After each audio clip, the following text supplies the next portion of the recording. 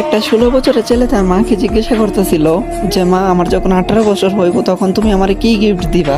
তখন তার মা মিষ্টি কণ্ঠে বলতেছিল, বাবা তোমার যখন 18 বছর বয়স হইব তখন তুমি চাই আলমারি খুইলো, ওইখানে তোমার গিফটটা রাখা থাকবো। কিছুদিন যাইতে না যাইতে এই ছেলেটা অসুস্থ হয়ে পড়লো। তখন তার মা তারা নিয়ে ডাক্তারের কাছে গেল।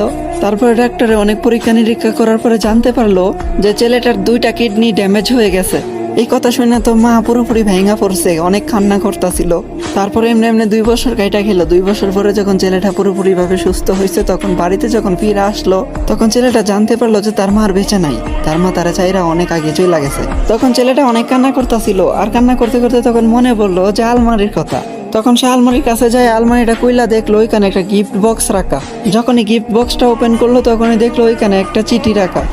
আর এই চিঠিতে লেখা ছিল, এ আমার কলিজার টুকরা।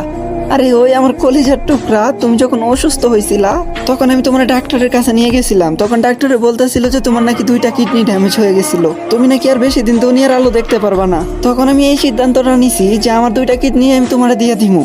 হাই, এখন কি ভাবা যায়, মা তো মাই হয় তাই না? হে আমার কলিজার টুকরা, তোমার কি মনে আছে যে তুমি বলছিলা তোমার 18 বছর হইলে আমি তোমার কি গিফট করবো? হে আমার কলিজার টুকরা, হে আমার শেহজাদা, আজকে তোমারে আমি আমার 2টা কিডনি দিয়ে যেতেছি। সবসময় নিজের যত্ন করো, সাবধানে থাইকো। হ্যাপি বার্থডে মাই সান। আরে এটাই হয় মায়ের ভালোবাসা, মায়েরা কখনো স্বার্থ খোঁজে না।